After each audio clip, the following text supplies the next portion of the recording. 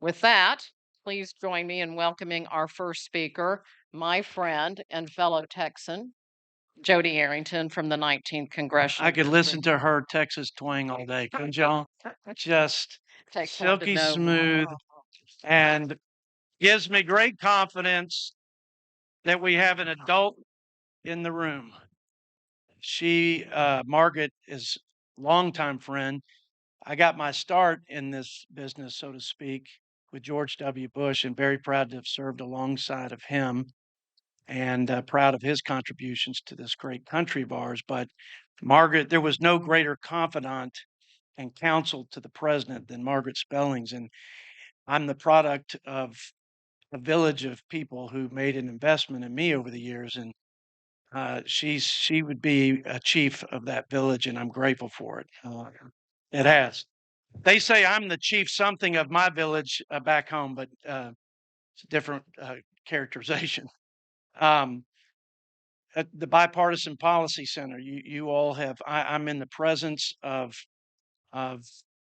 greatness because it's very difficult to get anything done in this town, anything good, anything productive, anything that would serve well the American people, regardless of your ideological bent.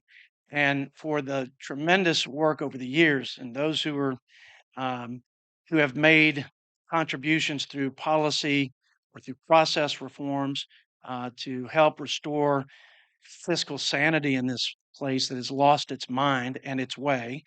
I'm grateful for your contributions and your leadership. Brendan Boyles, my ranking member, a 10% success rate. Are you tired of winning? Huh? You tired of winning, Brendan?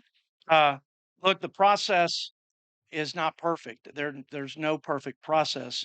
And as Tom McClintock is fond of saying, the fault is not in our stars, dear Brutus, it's in ourselves. And too often we point to the process or hide behind it. We need people that are willing to do the right thing, even if it's not politically popular. We passed a bipartisan fiscal commission, for example, and now I've got Grover Norquist and ATR saying that I'm a big tax guy, and I'm stabbing Trump in the back. This is the kind of that you have to put up with sometimes. I'm sorry, I'm sorry, the Texan came out of me a little bit. But you know what? It lets me know that maybe I'm getting close to doing something that could help the country. I personally think we have a greater spending problem. Brendan may think it's a combination. I can tell you this: we're not going to solve the biggest issues or the biggest threats or the drivers of our 34 trillion, almost a trillion in interest, more than we spend on defense this year. Wheels are coming off. Okay, they're coming off, and that's a bipartisan statement. The fiscal health of this country is rapidly deteriorating. And in the next 10 years, to add 20 trillion to the 34, 62 cents on every dollar being nothing but servicing the debt, not an anti-poverty program or a climate program, not defense, which is now dipping below 3% of GDP for the first time in decades. I mean, the whole world is counting on us like never before. It is a more tenuous situation than ever before. And you know what? It's going to require um, discipline and new ways to incent people to follow the process, no doubt.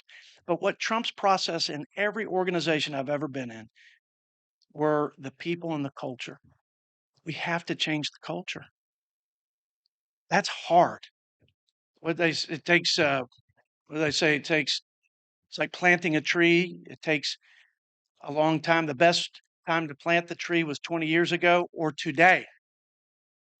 So let's affirm our faith that Americans of both political persuasions and all along the spectrum can come together and recognize that this is the greatest nation in human history.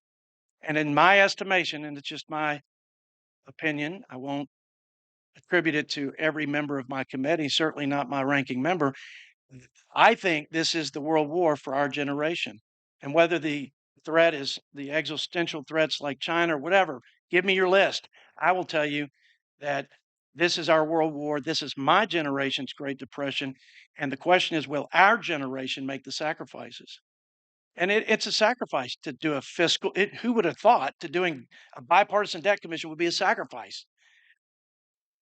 But Brennan Boyle is a gift from God. He's a blessing to me because I could have had a lot of other members be my ranking, my partner in this. And they could have made this a political process from the outset, and it could have been just a shirts and skins who can score the most points. Because I've been a part of that of those committees and that dynamic, and it just I got 3 young children at home. I love Texas. I think we can save Texas. The question's still in the balance on this country, but Brendan Boyle makes me believe that maybe we can. And we made a commitment to focus on getting budgets and appropriations done, getting them on time, not waiving budget points of order because it's easy to do that, finding ways to bring adult leaders from both parties to the table to talk about the long-term $140 trillion in unfunded liability, authorizing things before we appropriate them, which only happens half the time. Using reconciliation. You know, we're all the Republicans are doing this right now.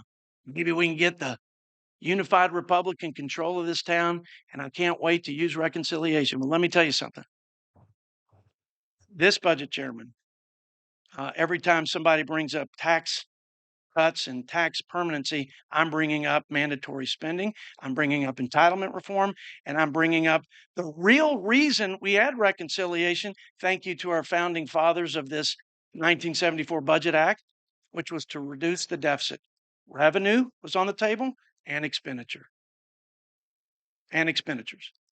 So the only way out of this mess in this country is to have leaders willing to work together and put their country's interests first. And Brendan, that's the longest compliment I think. Am I still on Brendan Boyle here?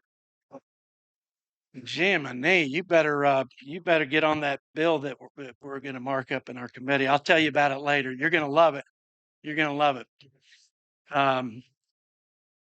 So anyway, you all have heard enough from me. We need the community of those passionate about this issue, those who agree with me that this is one of the greatest threats to the country, and that if we fail, unlike our fathers and grandfathers from the World War II generation, who were able to not only reduce that at the time record debt to GDP, but to grow our economy and to unleash prosperity and establish America as the global leader.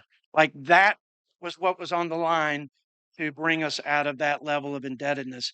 And we did it because we're Americans and because Americans find a way and because ultimately there's more, as they say, that connects us, that unifies us than that separates us. Really, if we get out of this town enough, you'll figure it out. Come to Lubbock, Texas. So thank you, Margaret, for your leadership. She's the best. I don't know how y'all pulled that off. I don't know who makes the hiring decisions. I couldn't believe it. But when I heard that, Jodey, I'm coming to Washington, and she told me about her new leadership opportunity at the Bipartisan Policy Center, I thought, Lord, you're putting all the pieces together. Brendan Boyle, who we don't agree on some things and sometimes wildly disagree, but you got to establish the decorum. You have to have the mutual respect. You have to have civility. If you don't, and maybe even friendships, because if you do, it's a lot harder to take cheap shots at him because I like him, darn it. And it's a little easier to meet him halfway on some stuff because I'm just human. So let's incentivize more humanity while we're talking about reforming the process. God bless the Bipartisan Policy Center, everybody in this room who cares about this issue, and may God save the Republic. And go West Texas.